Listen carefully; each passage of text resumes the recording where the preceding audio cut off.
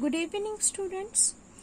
So today I am going to continue with the next part of the communication chapter. So in the previous videos I have completed the expression for the frequency modulation, right? So what is frequency modulation? Frequency modulation is nothing but the process by which the signal wave is combined with the carrier wave, considering that the amplitude of the carrier wave will be constant and the frequency is basically changed, right? So that's why it is called the frequency modulation.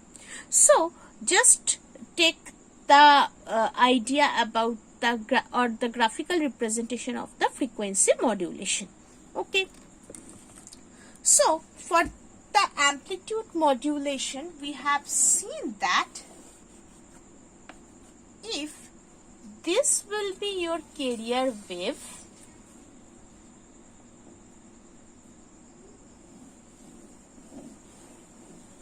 this will be your carrier wave, and if it is your signal,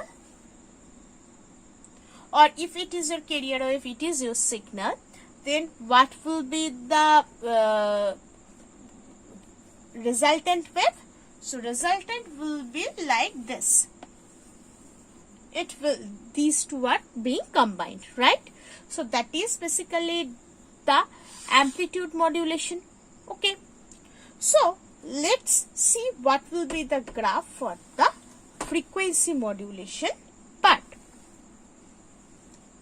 So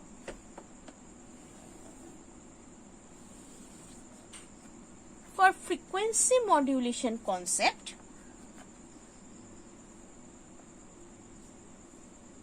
if this is your carrier wave, right, this is your data signal,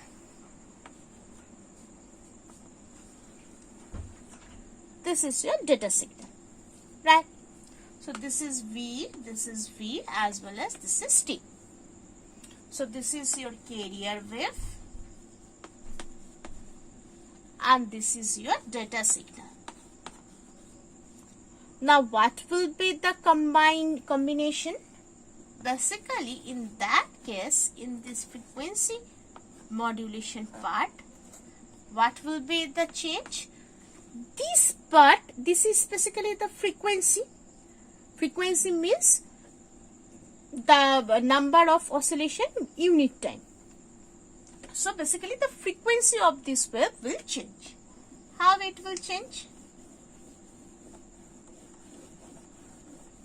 It may be changed like this. So this will be your resultant wave. Okay. So this is basically the graphical representation for the frequency modulation purpose. Okay, this is your resultant wave.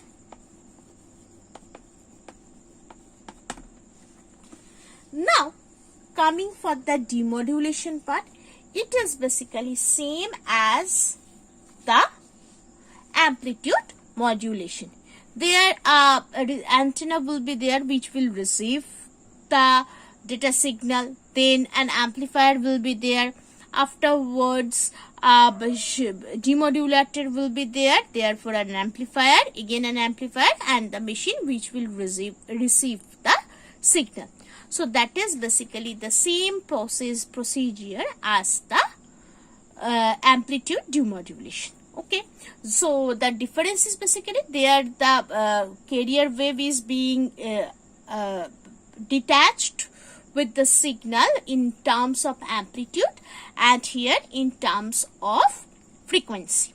Okay, so now going for the next part, that power dissipated due to the modulation. Okay,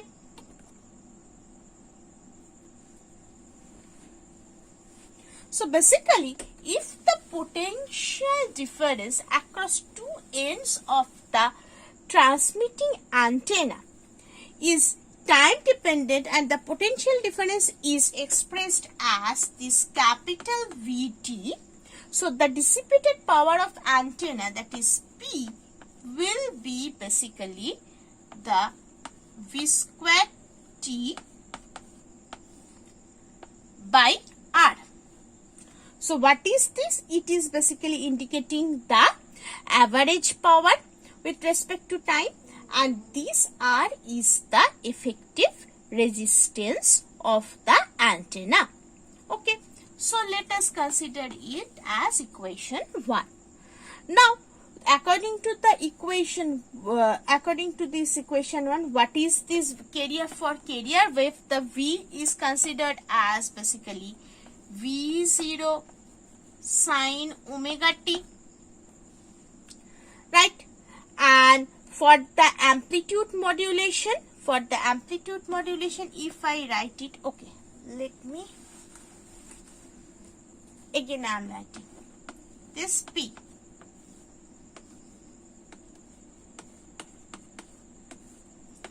This is the expression for power. Now for carrier wave,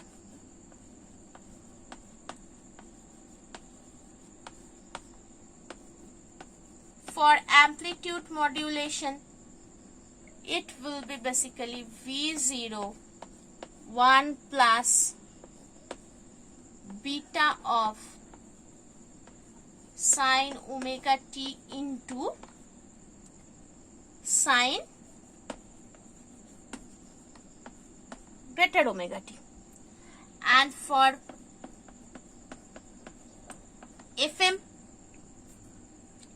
this is just in the previous video we have seen that will be sine omega t minus beta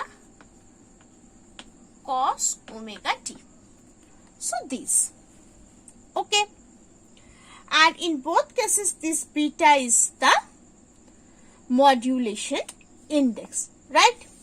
So therefore this VAM and VFM indicates the if I want to find out the power dissipation for the amplitude modulation, so instead of this V I will put this value.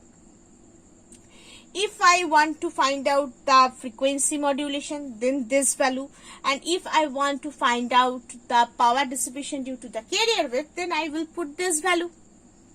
Okay, so basically, so these three are the main thing or main perspective for the power dissipative part. So let us see the power dissipated in the transmission of carrier wave. So now I am, for time instant, I am removing this part. I will just consider in this part. Okay. So therefore, V squared will be basically V0 square sine square omega t, right? So therefore, V bar will be basically V square bar will be V0 square sine square omega t bar, right? Now this sine omega t, we know that the function like sine omega t cos omega t are time dependent sinusoidal function. As t is present, therefore it has to be the time dependent. So therefore the average, if we do the average, or if I just integrate this part, so what we will get? We will get that this part is going to be 0, right? But the average of, in general, if we do the normal sine function or cos function, the average is going to be 0. Why 0?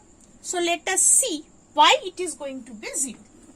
If you integrate this sine omega t dt in terms of from 0 to 2 pi, okay, so the result will be basically cos omega t by omega 0 to 2 pi. Now if you put the value, so it will be minus cos